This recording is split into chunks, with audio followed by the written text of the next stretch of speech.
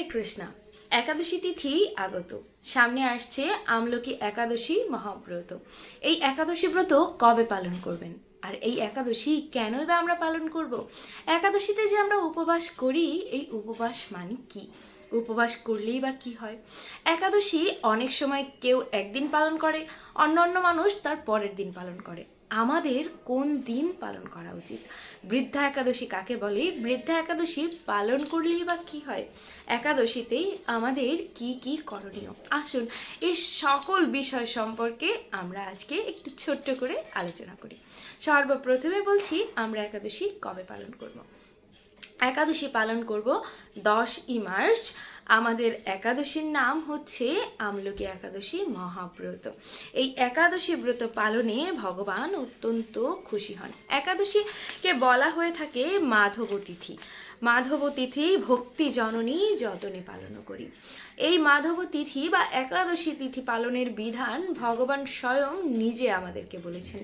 8 থেকে 80 বছর বয়স পর্যন্ত আমাদের সকলের একাদশী ব্রত অবশ্য পালনীয়। অবশ্য পালনীয় মানে হচ্ছে অবশ্যই পালন করা কর্তব্য।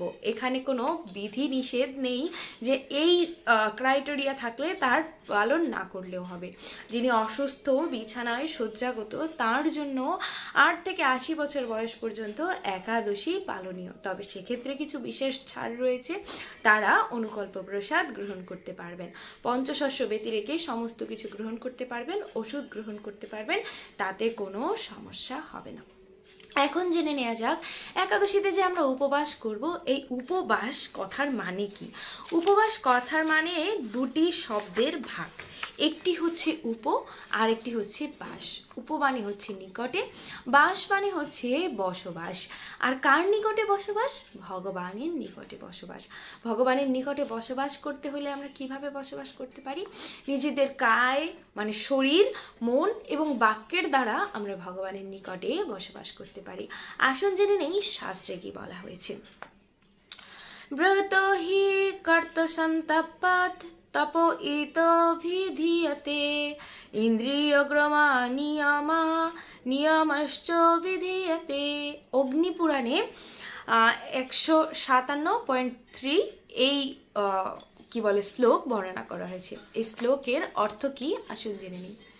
উপবাস আদি দ্বারা কর্তার সন্তোপ হয়, এই জন্য কে ব্রতকে তপ বলে, এবং ইন্দ্রিয় সমূহের নিয়ম বা সংযম করে, এই জন্য ব্রতের নাম বা নিয়ম বলা হয়। উপ শব্দের অর্থ নিকটে, বাস মানে বসবাস। উপবাস আমাদের একাদশ ইন্দ্রিয় দিয়ে করতে হয়। তার মধ্যে 5টি কর্ম ইন্দ্রিয়, মানে যে ইন্দ্রিয়গুলো দিয়ে আমরা কাজ করি, সেগুলো হচ্ছে হস্ত, পদ, উদর, পায়ু এবং উপস্থ। 5টি জ্ঞান ইন্দ্রিয়, চক্ষু, কর্ণ, নাসিকা, জিহ্বা, ত্বক। আর মনকে সর্বগুণাৎকর ভগবান শ্রীকৃষ্ণের চরণ কমলে সম্পূর্ণ রূপে নিবদ্ধ করা, এভাবে ভগবানের নিকটে বাস করা। মানে ভগবানের নিকটে যে বাস কিভাবে করতে হবে? একাদশ ইন্দ্রিয়, মানে 5টি কর্ম ইন্দ্রিয়, 5টি জ্ঞান ইন্দ্রিয় এবং একটি মন, এই সমস্ত কিছু ভগবানের চিন্তায় যখন নিবদ্ধ করা যাবে, হাত দিয়ে আমরা ভগবানের মালা জপ করতে পারি, এরকম আর কি। চোখ দিয়ে আমরা ভগবানের বিগ্রহ দর্শন করতে পারি, নাক দিয়ে আমরা ভগবানের সেবিত ফুলের ঘ্রাণ গ্রহণ করতে পারি। এভাবে যখন আমাদের সমস্ত ইন্দ্রিয় ভগবানের সেবায় নিযুক্ত হবে, সেই সময়টাকে বলা হবে ভগবানের নিকটে বসবাস। এ সম্পর্কে স্কন্দ পুরাণেও বলা হয়েছে, উপব্রেতস্ত পাপেভ্যো জন্তু বাস গুণৈঃসহ উপবাস বিজ্ঞানেয় ন শরীরস্য শাসনম। তো এর অর্থ হচ্ছে পাপ বৃদ্ধি হতে নিবৃত্ত এবং গুণের সকল সহিত বাস, একেই বলে উপবাস।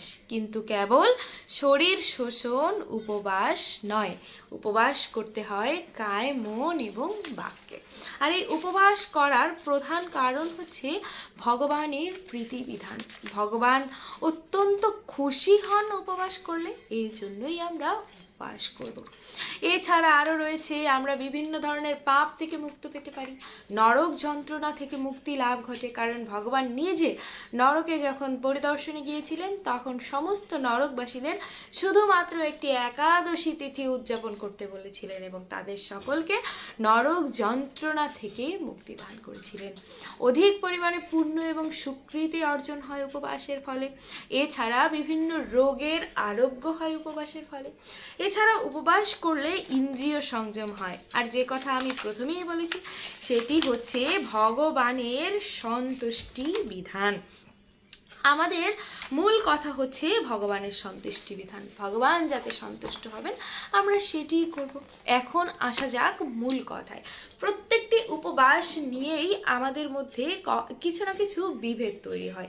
আমরা দুটি দলে বিভক্ত হয়ে যাই, কেউ বলে বৈষ্ণবীয় মতে, কেউ বলে শাক্তদের মতে।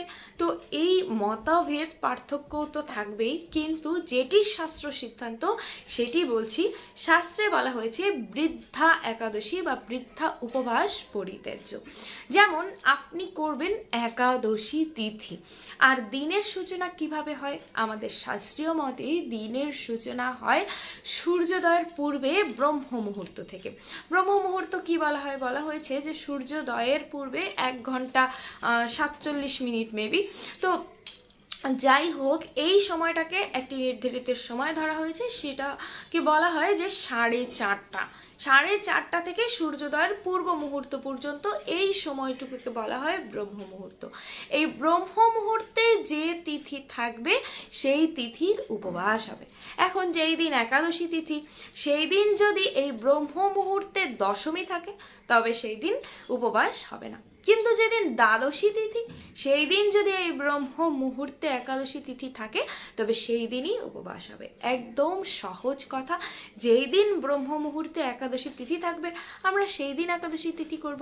যদি এক মুহূর্ত ওই দিন ব্রহ্ম মুহূর্তের এই 1 ঘন্টা 1.5 ঘন্টা সময়ের এক মুহূর্তেও যদি সেই দিন একাদশী তিথি থেকে থাকে তবে সেই দিনই একাদশী হবে। এখন প্রশ্ন হচ্ছে, ধরুন আগের দিনও ব্রহ্ম মুহূর্তে একাদশী আছে, পরের দিনও ব্রহ্ম মুহূর্তে একাদশী আছে, তবে আমাদের কি করণীয়? শাস্ত্রে বলা হয়েছে যেই দিন একাদশী, দ্বাদশী এবং ত্রয়োদশী 3টি তিথি স্পর্শ করবে সেই একাদশী বা সেই উপবাসকে বলা হবে মহাব্রত, এবং সেটি আরো পুণ্যফল দায়নি। আসুন কিছু শাস্ত্রের প্রমাণ পড়ে নেওয়া যাক।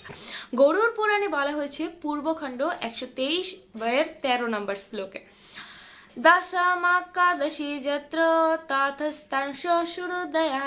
এর অর্থ হচ্ছে যেই দিনে দশমী এবং একাদশী সংযুক্ত হয় সেই দিন উপবাস করলে আসরিক উপবাস হয়। অতএব দশমী যুক্ত একাদশীতে উপবাস কর্তব্য নয়। গরুড় পুরাণ পূর্বখণ্ড 125 5 থেকে 7 কণ্ঠে বলা হয়েছে, একাদশী কলাপি সাদুপস্য দ্বাদশী তথা একাদশী দ্বাদশী চ বিশেষণ ত্রয়োদশী ত্রিমিশ্রাবা তীর্থগ্রাহ্য সর্বপাপহারা শুভা একাদশী মুপস্যৈব দ্বাদশী মাধবাদ্বিজা ত্রিমিশ্রৈব কুর্বন্তি ন দশম যুথান খ্রিশ্চিত।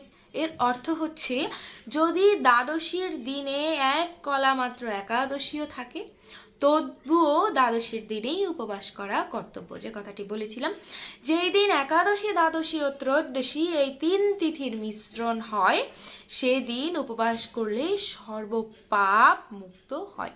এছাড়া আরো অনেক প্রমাণ রয়েছে, শাস্ত্রীয় প্রমাণ। আমি আরেকটি প্রমাণ পড়ছি।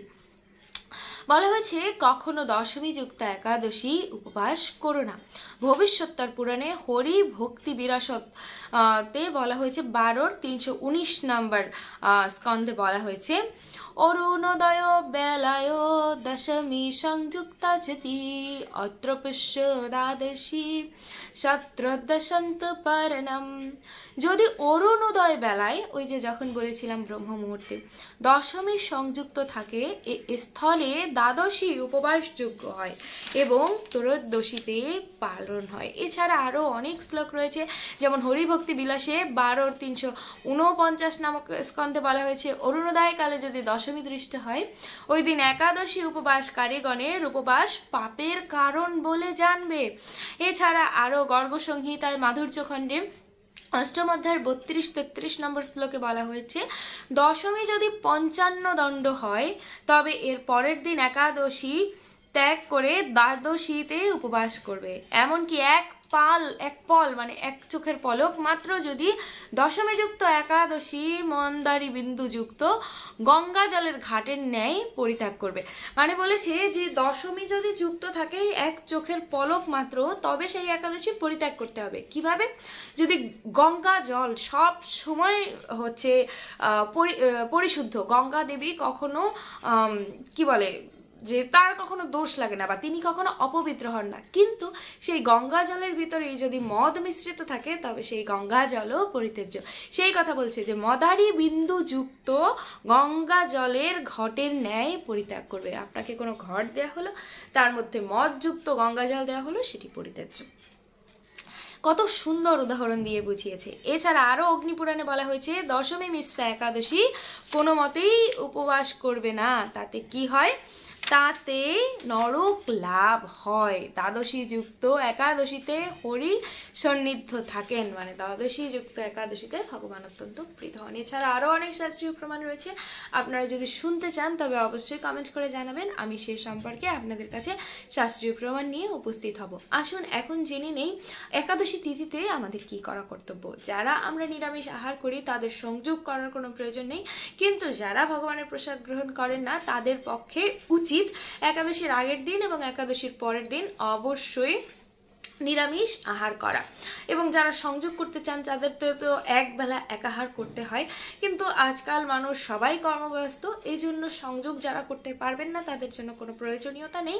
আপনারা সম্ভব হলে একাদশীর আগের দিন এবং পরের দিন নিরামিষ আহার করতে চেষ্টা করবেন। এখন আমি এই চেষ্টা করবেন কথাটি কেন বললাম, এই জন্য হয়তো অনেকে অনেক কথা বলতে পারে। আমি নিজে 5 বছর হোস্টেলে থেকে এসেছি, সেই ক্ষেত্রে ভক্তিজীবন পালন করা কতটা কঠিন, এবং আমার যত বন্ধুরা ছিল তাদেরকে একাদশী পালন করানোর সময় বা চেষ্টা করেছি, যখন আমরা 32-33 জন একসাথে একাদশী ব্রত পালন করেছি, তাদের জন্য দেখেছি যে হোস্টেলের খাবার খেয়ে তাদের ক্ষেত্রে কতটা কঠিন হয়েছে। তো সেই ক্ষেত্রে আমি তাদের উদ্দেশ্যে বলবো যে যাদের পক্ষে একদমই সম্ভব হচ্ছে না তারা একটা কাজ করবেন, যে ধরেন আমার এভাবে বলা উচিত না, তথাপি ধরেন কোনো নিরামিষ নয় সেই দ্রব্য রান্না করে আপনাদেরকে দেয়া হলো, আপনি সেখান থেকে আলু বা সেটা ছাড়া আপনার অন্য কোনো কিছু খাবারের নেই, সেখান থেকে আপনি এরকম তুলে নিয়ে ওই দ্রব্যটি বাদ দিয়ে আপনি আহার গ্রহণ করে একাদশী ব্রত পালন করতে পারবেন। একাদশীর দিনে আপনি ফল আহার করলেন, যা যা সম্ভব সেই ধরনের আহার করলেন। আর যদি নির্জলা একাদশী পালন করতে পারেন সেটি অধিক শ্রেয়। সেটি যদি পালন করতে না পারেন, আমাদের শাস্ত্রে এভাবে বলা হয়েছে যে কেউ নির্জলা একাদশী পালন করে যদি অসুস্থ হয়ে যান তাতে ভগবান কখনো খুশি হন না, বরং আপনি যদি অনুকল্প প্রসাদ গ্রহণ করে ভগবানের নাম জপ সংকীর্তন সর্বদা ভগবানের সাথে থাকার জন্য নিজেকে সম্পূর্ণভাবে প্রস্তুত করেন এবং ভগবানের সঙ্গ লাভ করার চেষ্টা করেন, তবেই ভগবান অধিক পরিমাণে প্রীত হয়। এবং একাদশীর পরের দিনও অনুরূপ নিরামিষ আহার করবেন এবং পরের দিন যদি সম্ভব হয় ভগবানকে ভোগ নিবেদন করে প্রসাদ গ্রহণ করবেন এবং অন্তত একজন হলেও বৈষ্ণব ভোজন করানোর চেষ্টা করবেন। একাদশীর পারণ বিশেষ গুরুত্বপূর্ণ, বিশেষ সময়ের ভিতরে পারণ তিথি থাকে, সেই সময়ের ভিতরে পারণ করতে চেষ্টা করবেন এবং ভগবানের কাছে প্রার্থনা করবেন। আর একাদশীর আগের দিন আপনি যখন রাত্রে নিদ্রা যাবেন তখন ব্রাশ করে তারপরে আপনি নিদ্রা যাবেন, এবং যখন ব্রহ্ম মুহূর্তে ঘুম থেকে উঠবেন, একাদশীর দিন অবশ্যই ব্রহ্ম মুহূর্তে ঘুম থেকে উঠবেন এবং স্নান আদি করে ভগবানের কাছে সংকল্প করবেন বা প্রার্থনা করবেন ভগবানের কাছে দুহাত জোর করে, যে হে ভগবান তুমি আমাকে কৃপা করো, আমি জানি খুব ভালোভাবে এই একাদশী ব্রত পালন করতে পারি এবং নিজের কায় মনোবাক্য দ্বারা তোমার সঙ্গে বসবাস করতে পারি। প্রার্থনা করে মঙ্গল আরতি জপ এবং যার পক্ষে যতটুকু সম্ভব গ্রন্থ অধ্যয়ন, ভগবানের কথা আলোচনা কীর্তন, মন্দিরে যেতে পারলে মন্দিরে যাবেন, ভগবানকে দর্শন করবেন। এভাবে আপনি একাদশীর দিনটি অতিবাহিত করবেন এবং পরের দিনও ঠিক মঙ্গল আরতি করে ভগবানকে ভোগ নিবেদন করার মাধ্যমে নির্দিষ্ট সময়ে যদি কোনো সাধুগুরু বৈষ্ণব পেয়ে থাকেন তাদেরকে ভোজন করিয়ে আপনি একাদশীর পালনটি সম্পন্ন করবেন। একাদশী সম্পর্কে আপনাদের যদি আরও কোনো প্রশ্ন থাকে, কোনো কিছু জানার থাকে, সে সম্পর্কে আমাদের কমেন্ট বক্সে প্রশ্ন করতে পারেন। আপনাদের সকলের চরণে প্রণাম। হরে কৃষ্ণ।